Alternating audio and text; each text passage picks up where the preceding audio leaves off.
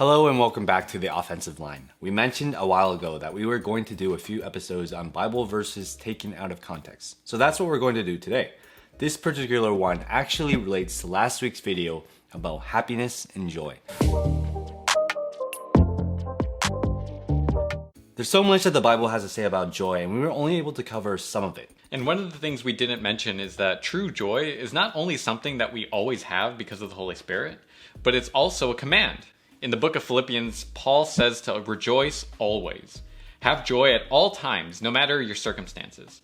And the thing that makes his statement so powerful is that he was in the worst of circumstances. He wasn't sitting on a beach somewhere enjoying the cool ocean breeze while drinking some iced tea.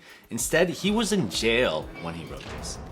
So he is an example of what we said last week, which is that we need to have true joy and not just happiness, because true joy is enduring. Just happiness is fleeting. Paul had true joy despite his circumstances. And while he is in jail, he also writes, I can do all things through him who strengthens me. He says this in the same letter in Philippians 4:13.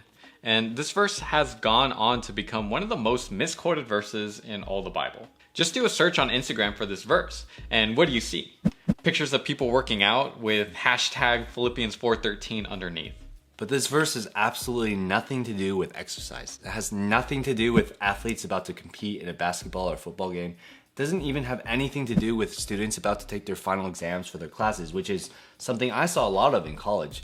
Every one of these people are really just trying to make this verse mean something else, which is that you can do anything you set your mind to. But that's not at all what this verse is talking about. And we can see that just from looking at the context. Philippians 4:11 and 12 say, not that I speak from want, for I have learned to be content in whatever circumstances I am. I know how to get along with humble means, and I also know how to live in prosperity. In any and every circumstance, I have learned the secret of being filled and going hungry, both of having abundance and suffering need. And then we get to verse 13, which again says, I can do all things through him who strengthens me. Do you see? This verse is not about doing whatever we put our mind to. It's about having contentment no matter our circumstances. Just like the last video where we can have true joy despite our circumstances. This is the complete opposite of what we find on Instagram. The popular but wrong understanding of this verse is that we can do anything we set our minds to. But the correct meaning of this verse is that God is telling us we are to be content where we are, and that it's possible through his strength. Instead of becoming our best selves, we're to be like Christ, who was content and had true joy, even while he was about to die. This verse is about contentment. And for those who have this wrong understanding of it, the opposite is actually felt. It causes discontentment with the current version of ourselves. Paul here is not saying these words to hype himself up for the big game. Instead, what he is doing is that he is reminding himself, the Philippians, and even us, that though his circumstances might be bleak, God is still with him. This verse is not a motivation to win, but comfort in almost certain defeat. So the next time you recite this verse to yourself, or even tell it to someone else, remember what this verse actually means. Philippians 4:13 helps us to see reality. It puts things into the right perspective, God's perspective.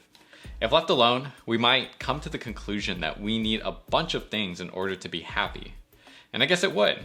It would make us the same just happiness we talked about in the last video. But instead, we are to have true joy. And all that's required for that is having Jesus Christ. Thanks for watching this week's video. We hope that you enjoyed it, but more than that, we hope it was helpful to you. If you did find it helpful, would you please share it with a friend or on social media? That way more people can benefit from it as you have. Let us know how it was helpful to you in the comment section down below. You can also share with us your thoughts regarding this verse. As always, we are the offensive line, and we're uncomplicating the complicated. We'll see you next time.